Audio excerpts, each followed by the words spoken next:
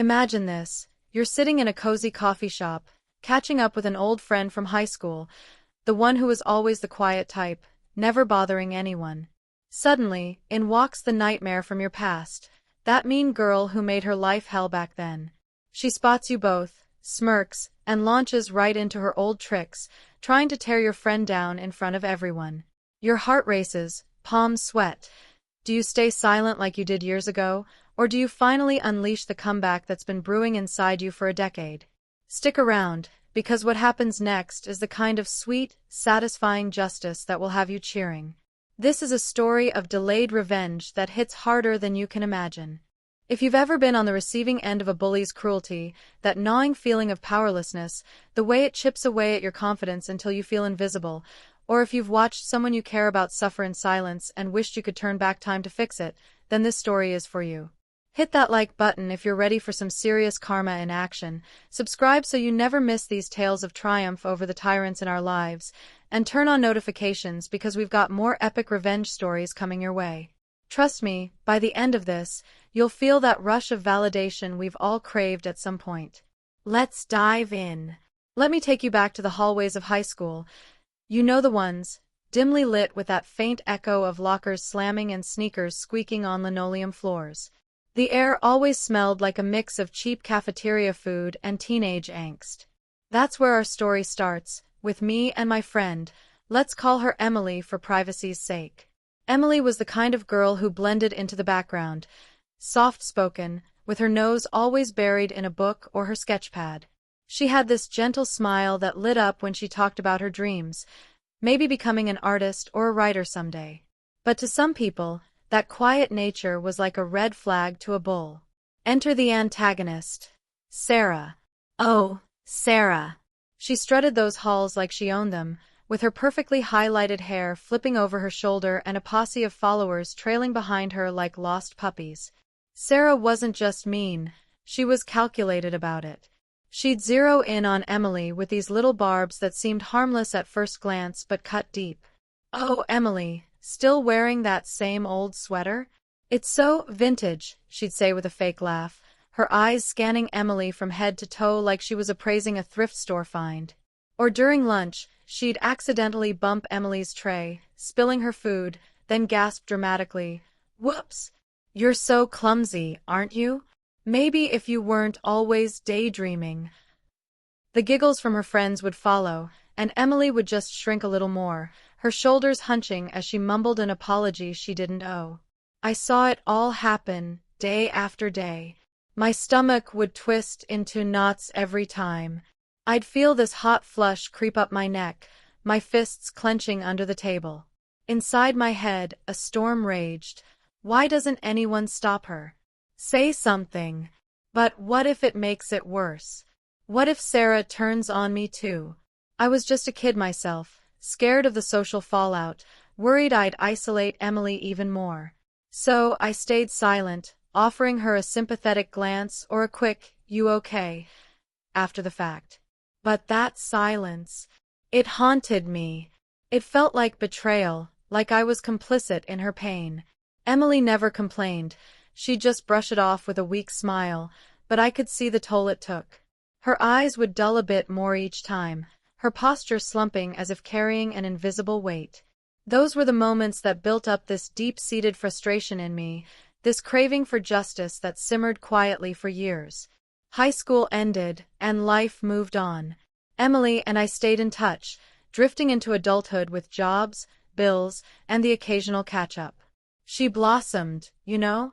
Got a steady job in graphic design, built a life full of quiet joys, weekend hikes, cozy book clubs, a circle of real friends who valued her. Me. I worked my way up in marketing, learning to speak up in boardrooms and stand my ground. But Sarah, we didn't think about her much. She faded into the bad memories file, until one ordinary afternoon shattered that peace. It was a crisp fall day, the kind where the leaves crunch underfoot and the air smells like pumpkin spice everything. Emily and I met at our favorite coffee shop, this little hole-in-the-wall place with mismatched mugs and the hum of espresso machines in the background. We were midway through our lattes, laughing about some ridiculous work story, when the door jingled open. In walked Sarah. Time hadn't changed her much. Same sharp features, same entitled swagger, her designer bag swinging like a weapon. She scanned the room, and her eyes locked on Emily. A slow, predatory smile spread across her face, and my gut dropped. No way. Not here, not now. Sarah sauntered over, ignoring the line, and planted herself right by our table. The scent of her overpowering perfume hit like a wave, cloying and invasive. She looked Emily up and down, just like old times, and said in that loud, carrying voice, "Wow, Emily, you still look the same. Always so plain." The word hung in the air like a slap. Heads turned, the barista paused mid-pour, a couple at the next table exchanged glances. Emily's face flushed crimson, her fingers tightening around her mug until her knuckles went white. I could see the old hurt flashing in her eyes, the way she shrank just a fraction, like muscle memory kicking in. Inside me, something snapped. My heart pounded in my ears, a rhythmic thud that drowned out the chatter. Heat rushed to my face, my jaw clenching so hard it ached. Not again. Not to her. The years of regret boiled over. All those times I stayed quiet, all the what-ifs that kept me up at night. This wasn't high school anymore. We weren't kids. I took a deep breath, steadying the tremor in my voice, and locked eyes with Sarah. My mind raced. Keep it cool, but make it count. She's not walking away unscathed this time. The coffee shop seemed to hold its breath as I leaned forward, my voice steady but laced with ice. "Yeah, she looks the same," I said, loud enough for the room to hear. "Stable job, good life, no drama. What's your situation now, Sarah? Still starting trouble for fun, or have you grown up at all?" Sarah's smirk faltered, her eyes widening just a touch, that split-second shock of someone used to getting away with everything. She let out this forced, awkward laugh, like a bad actress in a sitcom, glancing around as if expecting backup that wasn't there.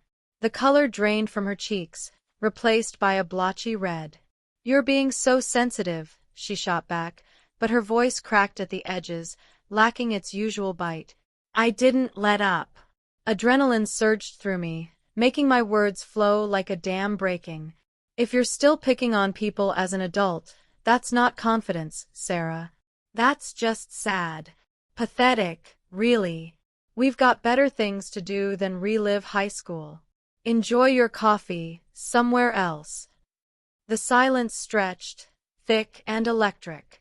Sarah opened her mouth, closed it, her lips pressing into a thin line. No clever retort, no dramatic exit line. She just turned on her heel, her heels clicking awkwardly on the tile as she bolted for the door. The bell jingled behind her, and she was gone. The shop exhaled, a few chuckles rippled through, a guy at the counter muttered, "Good for you," under his breath. Emily stared at me, her eyes wide and shimmering. The tension in her shoulders melted away, replaced by a slow, genuine smile, the kind I hadn't seen since before the bullying started. "Thank you," she whispered, her voice thick with emotion. I wish someone had said something back then. In that moment, a weight lifted off me too. Relief flooded in, warm and validating, like finally scratching an itch that's tormented you for years. Triumph pulsed through my veins, not just for her, but for the younger me who finally got to speak up. Reflective wrap-up, 50 to 55 seconds. Looking back, this wasn't about being petty or vengeful for vengeance's sake. It was about reclaiming power, about showing that bullies don't get to define us forever. Karma has a funny way of circling back when you least expect it, doesn't it? It reminds us that standing up, even if it's delayed, can heal old wounds and restore a bit of fairness to the world. If there's a lesson here, it's this: don't let silence win. Speak up when it counts, because justice delayed is still justice, and it tastes so sweet. Phew, if that story fired you up or gave you those satisfying chills, smash that like button right now and drop a comment below. What's the most epic revenge you've ever seen or pulled off? Share your stories. I read every one. And if you want more tales of underdogs turning the tables, hit subscribe and ring the bell. Thanks for watching, folks. Catch you in the next one.